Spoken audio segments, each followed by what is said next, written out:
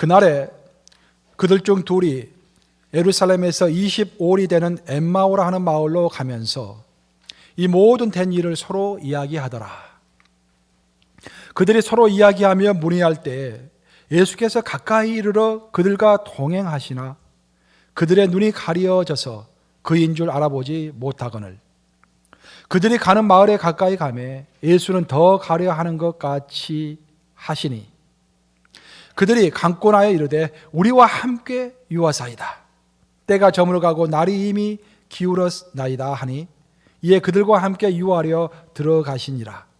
그들과 함께 음식 잡수실 때 떡을 가지고 축사하시고 떼어 그들에게 주시니 그들의 눈이 밝아져 그인 줄 알아보더니 예수는 그들에게 보이지 아니하시는지라. 그들이 서로 말하되 길에서 우리에게 말씀하시고 우리에게 성경을 풀어주실 때 우리 속에서 마음이 뜨겁지 아니하더냐 하고 살아계신 하나님의 말씀입니다. 우리 인류가 보존하고 있는 고전 중에 역사서설이라는 책이 있습니다. 14세기 이슬람 세계를 대표했던 학자인 이븐 할든이라는 사람이 쓴 책입니다. 이븐 할든은 이런 의문을 가지고 있었습니다. 도대체 인류의 역사와 이 세상을 움직이는 근본적인 힘이 무엇인가? 그 의문을 갖고서 오랫동안 연구한 결과 역사서설이라는 책이 나오게 된 것입니다. 이분 할든에 따르면 인류의 역사는 전야 문명과 도시 문명 이렇게 두 개로 나눌 수 있다고 합니다. 전야 문명이라는 것은 이 사막이나 초원 그리고 황야와 같이 거친 지역에서 만들어지는 저급한 문명을 전야 문명이라고 합니다. 반면에 도시 문명은 화려하고 완성이 된 그런 문화를 도시 문화라고 합니다. 근데 놀라웠게도 역사를 살펴보면은 항상 역사는 그 저급한 전야 문명이 도시 문명을 정복해온 역사였다라는 것입니다.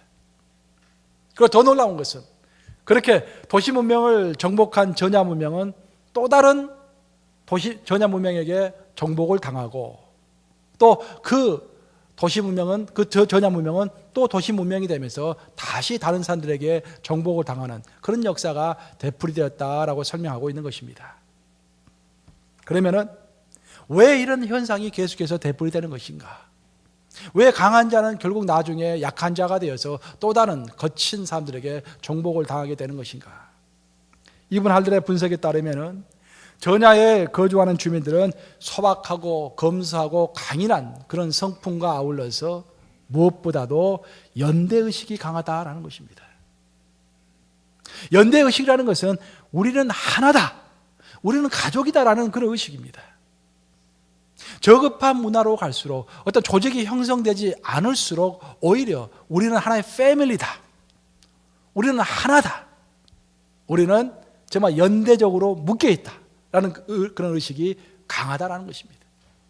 그래서 우리의 가족을 지키기 위해서 우리의 하나된 내 친구들을 지키기 위해서 기꺼이 목숨까지라도 바치는 그런 용맹스러움이 있기 때문에 결국은 전야 문명이 도시 문명을 정복하게 된다는 것입니다.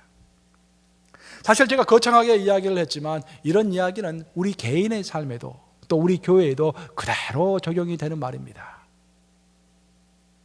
우리가 정말로 지속적인 성공을 이루어 가려면, 지속적인 발전을 이루어 가려면 우리의 개인의 삶이 되었든지 우리 교회의 삶이 되었든지 우리의 헝그리 정신을 계속해서 유지하면서 우리는 하나다라는 그 스피릿을 유지해 가야 하는 것입니다.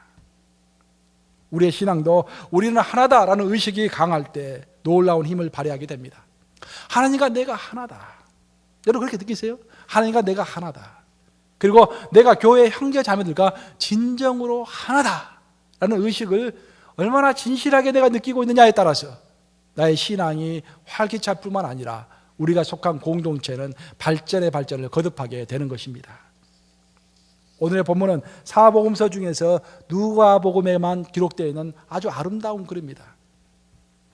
원문을 읽어봐도 누가복음은 굉장히 아름다워요. 글 스타일 자체가 굉장히 아름답습니다. 근데 그 아름다운 이야기 중에서도 가장 아름다운 이야기를 하나 꼽으라 하면 아마도 엠마오 도상에 있었던 두 제자의 이야기라고 할 수가 있을 것입니다.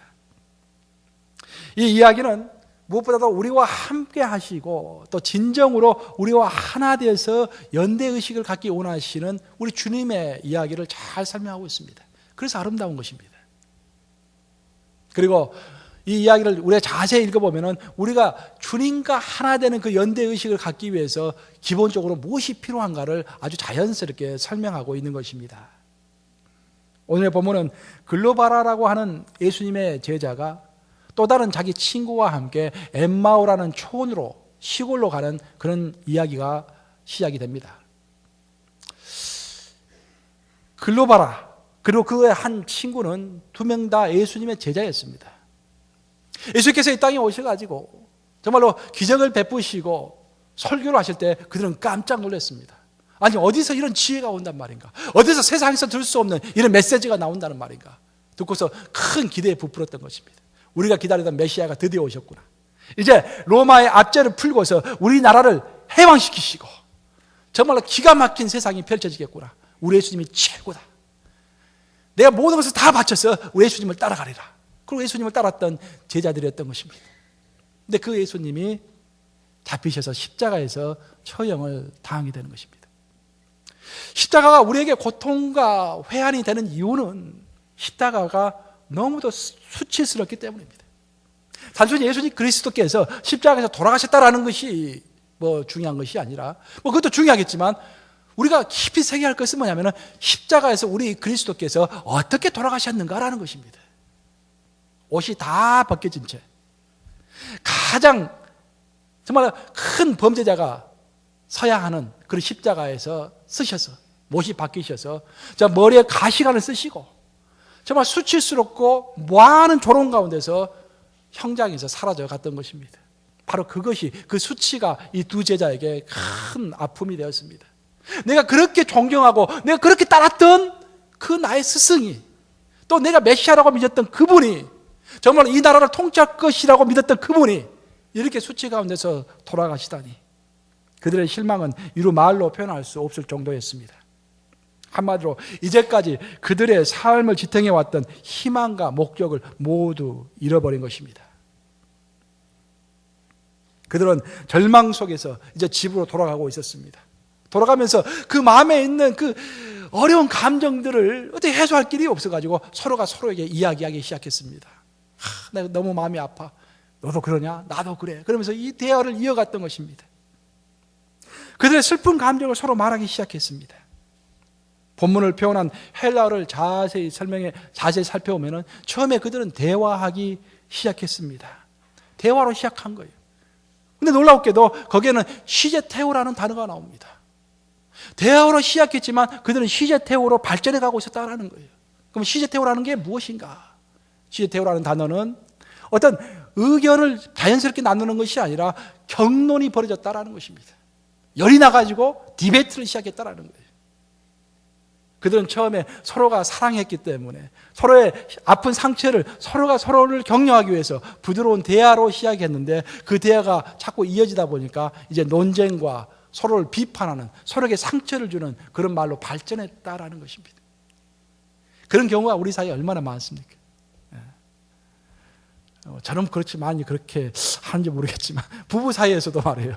서로가 위로받고 싶어가지고 막 이야기를 하는데 나는 더 상처받았다고 서로 막 상처를 이야기하고 그러면은 처음에는 좋게 대화를 시작했다가 나중에는 서로가 더 아픈 기억을 갖게 되는 그런 경우도 얼마나 많습니까? 또 친한 친구 사이에서도 처음에는 좋게 이야기를 시작했다가 서로 자기 주장을 내세워가지고 서로가 서로에게 상처를 주는 경우가 또 얼마나 많습니까? 바로 이 두 친구가 그런 상황에 처해 있던 것입니다. 글로바라와 다른 두 친구는 서로에게 참 위로가 필요했기 때문에 서로가 대화를 시작했지만 오히려 서로가 서로에게 상처를 주고 받고 있었던 것입니다. 그런데 놀랍게도 그렇게 서로가 상처를 주고 받고 있을 때 바로 그때 우리 예수님께서 그들에게 나타나셔서 그들과 함께 걸어가기 시작했다라는 것입니다. 오늘 본문을 보시면은 예수님은 의도적으로 그들이 예수님을 알아보지 못하도록 하셨습니다. 그들의 눈을 가리신 것입니다. 그리고 예수님께서는 이렇게 말씀하십니다. 여보시오, 지금 당신들이 이제까지 했던 이야기를 나에게 다시 한번 해보시오 라고 말씀하시는 것입니다. 오늘 본문을 읽을 때 우리가 제일 먼저 갖게 되는 질문이 바로 여기서 나옵니다. 왜 예수님은 그들이 이미 했던 이야기를 다시 한번 되풀이하라고 주문하셨을까? 그들이 겪었던 이야기는 바로 예수님 자신의 이야기이기 때문에 예수님 누구보다도 그 이야기를 잘 알고 계세요. 이들이 어떤 이야기를 하고 있는가를 잘 알고 계십니다. 근데 그럼에도 불구하고 예수님은 그들에게 그 이야기를 다시 한번 나게 들려주시오라고 말하고 있는 것입니다. 여러분, 왜 예수님께서 본인이 잘 알고 있는 이야기를 다시 한번 되풀이하라고 말씀하고 계시다고 생각하십니까? 그것은 예수님은 그들이 자신의 이야기를 다시 한번 하도록 함으로써 그들의 깨어진 마음과 절망감을 치유해 주시기 위해서 다시 한번 이야기하라고 말씀하시는 것입니다. 제가 신학교에서 상담학을 배울 때 가장 많이 배운 것 중에 하나가 들어주는 기술이었습니다. 상대방의 말을 들어주는 기술입니다. 많은 사람들은 절망과 어려움에 빠질 때 누군가에게 기대고 싶어하고 누군가와 이야기하고 싶어합니다. 자신의 속 응어리진 것들을 다 까발려서 이야기하고 싶어합니다. 그런데 출발은 그렇게 이야기를 시작하는데 나중에는 별로 신통치 않게 끝나는 경우가 참 많은 것입니다. 나는 절박해가지고 내 이야기를 구구절절하게 다 이야기하는데 상대방은 자꾸 시계를 보는 거예요. 아니, 왜 이렇게 시간이 기나? 왜 미주알, 고주알 이런 이야기를 다 하나? 하면서 경청하지 않는 것입니다. 그러면서 나는 내 안에 응어리진 것들을 이야기하고 싶어서 대화를 시작했는데 그 대화가 좋게 끝나는 것이 아니라 오히려 나에게 상처가 되는 경우가 너무도 많은 것입니다. 바로 이 두 제자가 바로 그런 경우였습니다. 그들은 마음속에 있는 그 슬픈 감정들, 깨어진 그들의 환상과 꿈, 그런 것들을 함께 나누고 싶었는데 서로가 서로에게 상처를 주는 그런 감정의 그 골로 들어가고 있을 때 그때 예수님께서 나타나셔서 이제 너희들끼리 그렇게 싸우지 말고 너희가 하고 싶은 이야기 모든 이야기를 나에게 다 해봐라 라고 말씀하시는 것입니다.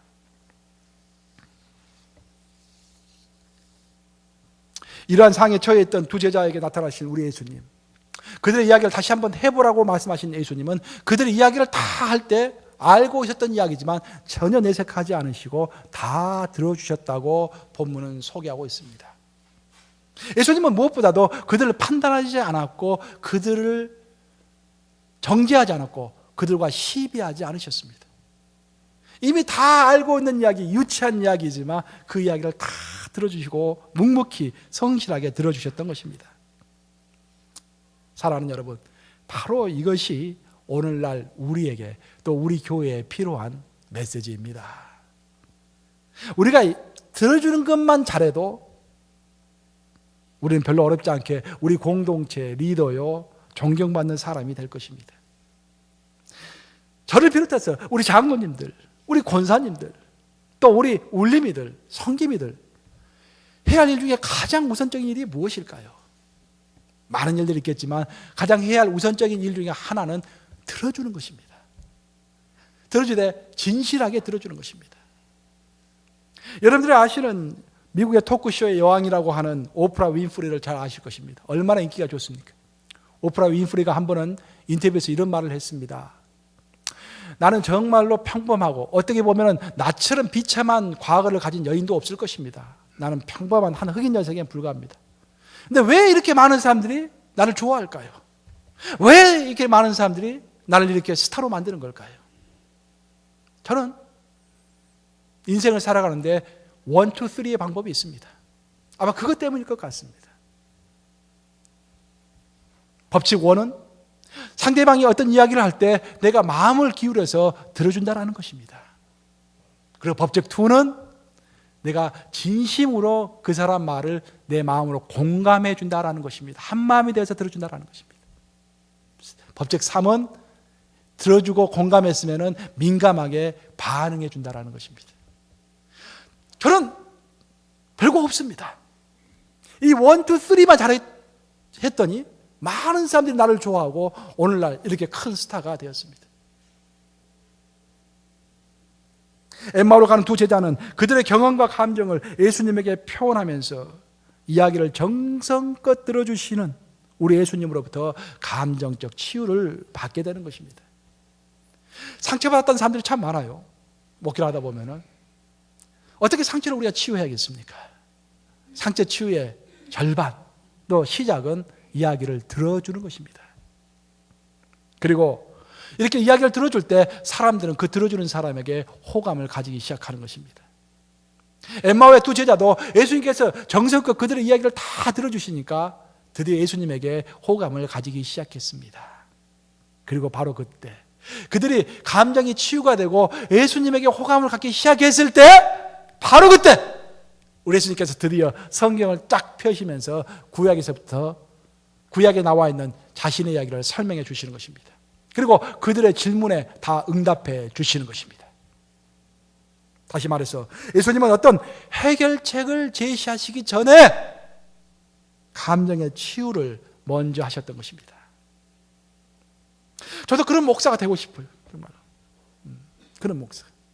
정말 한 명 한 명 감정을 다 치유하고 내가 여러분들에게 가르쳐주기 전에 사실 이 설교를 쓰면서 하나님께서 나에게 말씀하시는구나 라고 생각했어요.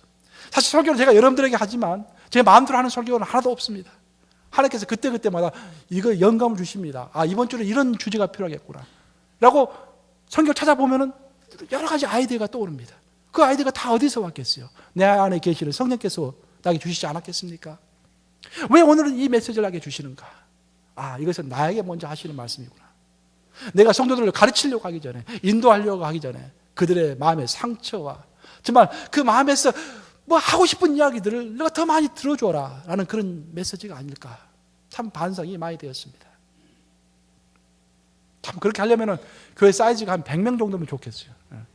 우리 사이즈가 너무 커. 다 들어주기 너무 힘들어 제가.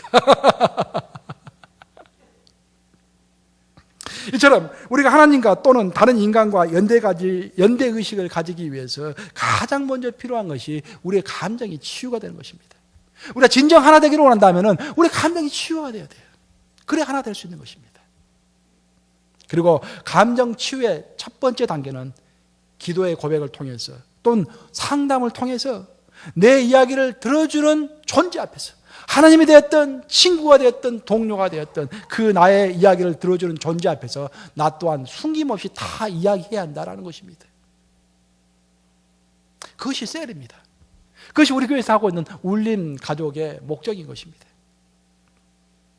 이렇게 감정적 치유를 받은 두 제자가 엠마오라는 마을에 도착했을 때 참 놀라운 일이 벌어지는데 예수님은 그 엠마오라는 마을에 머물지 않고 계속 길을 가려고 했다고 적혀 있습니다.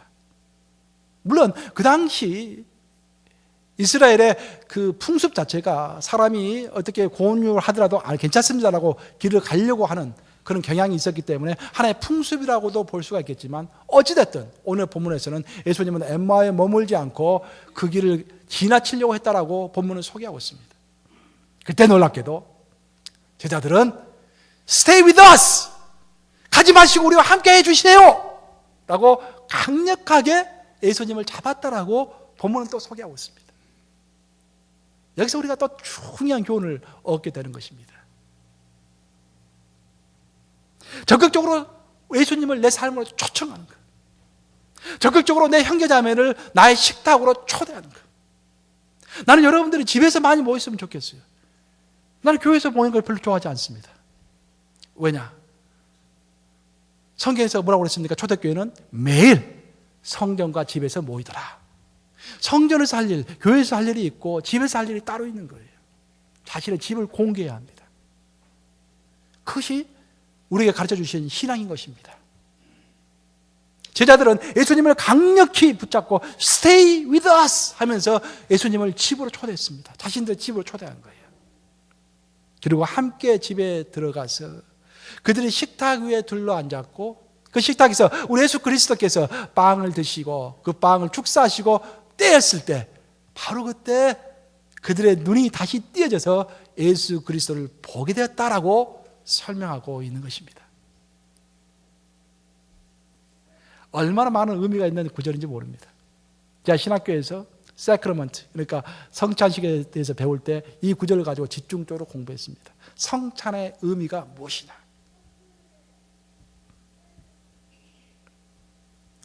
이 장면은 너무도 중요합니다. 왜냐?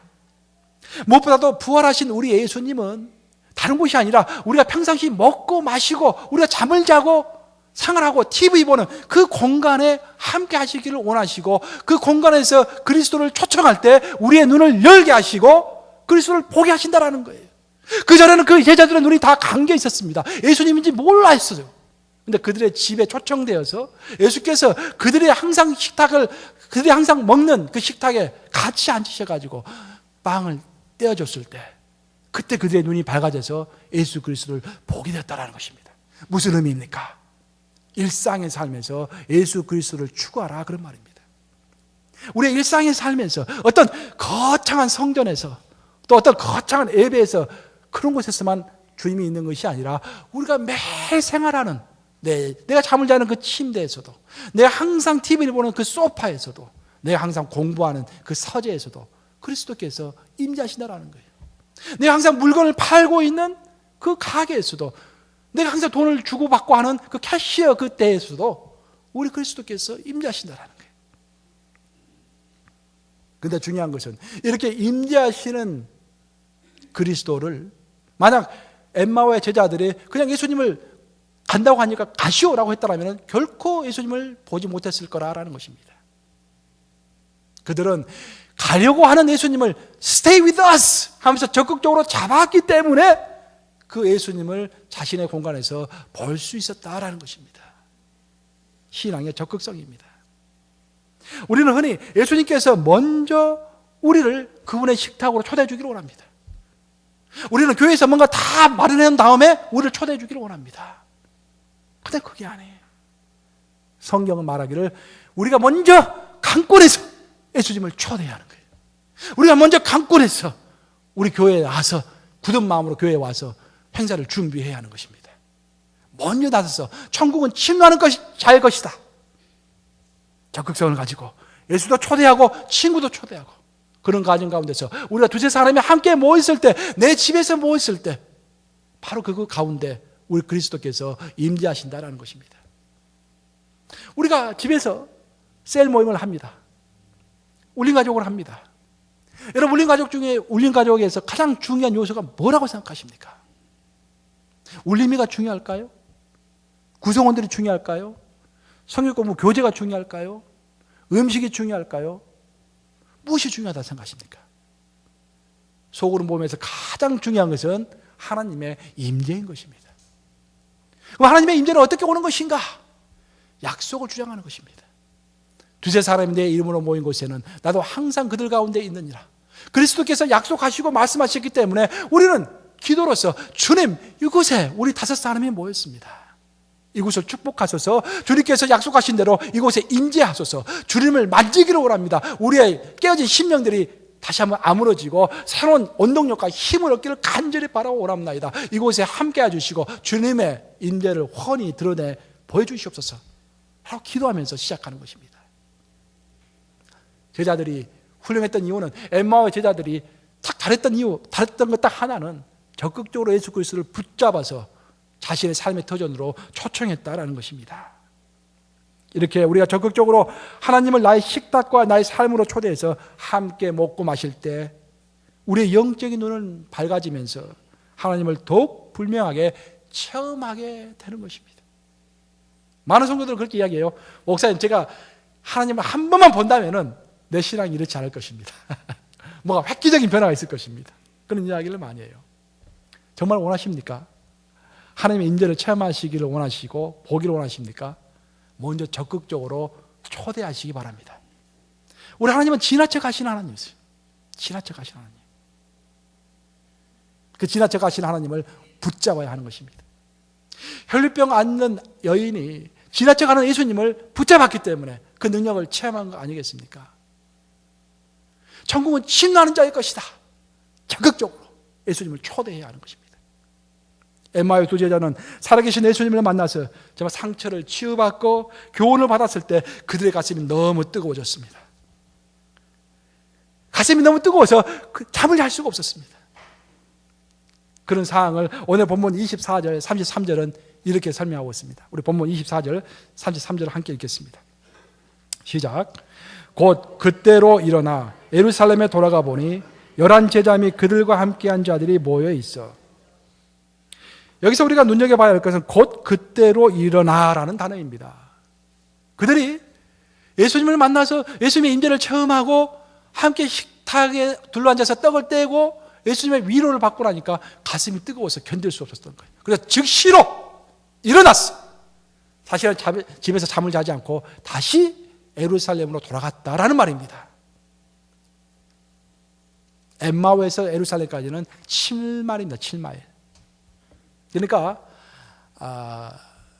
제자들이 예루살렘에서 오후에 출발을 했으니까 7마일 걸어가지고 엠마오에 도착했을 때는 한밤중이었을 것입니다. 그런데 놀라운 것은 예루살렘에서 엠마오로 내려오는 길은 내려오는 길이기 때문에 가기가 좀 쉽지만, 걷기가 쉽지만, 엠마오에서 예루살렘으로 가는 길은 올라가는 길입니다. 예루살렘 높은 지역이 있잖아요. 올라가는 길이에요. 굉장히 힘듭니다. 걷기가.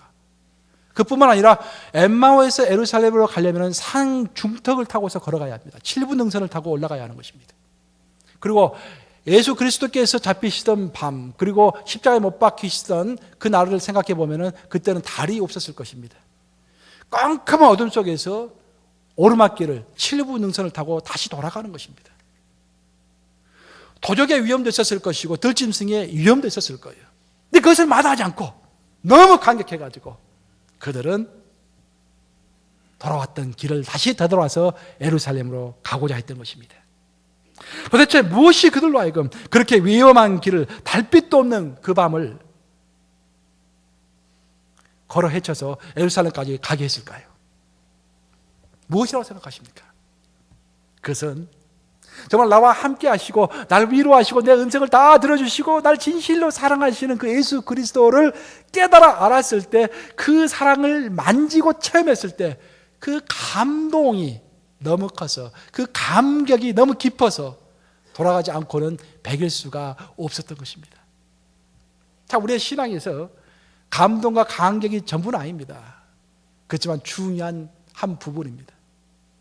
그래서 우리는 지적으로 많이 아는 것도 필요하지만 감격과 감동도 가지려고 노력해야 합니다. 십자가에서 돌아가셨지만 지금 다시 부활하셔서 여전히 우리를 사랑하고 계시다라는 그런 감동이 있었기 때문에 그들은 그 위험한 길로 마다하지 않고 힘차게 그 밤길을 헤쳐 나갔던 것입니다. 사랑하는 여러분, 감격은 이런 것입니다. 우리를 움직이게 하는 것입니다. 살아계신 하나님이 나와 함께 하신다는 그 하나됨의 감격. 우리 성도들이, 뉴욕 감리교회 성도들이 서로가 서로를 생각하면서 기도해주고 위로해주고 서로의 이야기를 다 들어준다는, 정말 우리가 한 가족이라는 그런 감격. 또 남편의 아내의 연약함을 다 이해해주고, 정말 교통사고 난다고 할지라도 그것을 다 이해해주고 감싸주는 그러한 이해의 감격이 있을 때 우리는 새로운 힘이 육체에서 쏟아나오는 것입니다. 일하지 말라 해도 일을 하는 것입니다. 이처럼 연대의식은 우리에게 감동을 가져다 줍니다. 그리고 감동은 우리를 행동하도록 이끄는 것입니다. 이제 말씀을 마무리합니다. 오늘날의 교회들을 곰곰이 살펴보면 하나님과의 강력한 연대의식, 그리고 성도 상호 간에 강력한 연대의식을 가진 교회가 결국 굳건하게 성장해 갑니다. 그래서 우리가 항상 신경 써야 할 것은 우리 성도들 간의 유대관계가 튼튼한가, 또 우리 성도들이 하나님과 개인적으로 잘 밀착된 연대관계를 가지고 신앙생활을 해나가고 있는가, 그것을 항상 신경을 써야 하는 것입니다. 여러분은 지금 우리 뉴욕 감리교회의 연대의식이 어느 정도라고 생각하십니까? 우리가 진짜 얼마만큼 우리가 정말로 한 형제요, 한 자매요, 내가 이들을 위해서 정말 목숨까지라도 줄 수 있다라는 그 수준까지 올라올 수가 있겠습니까?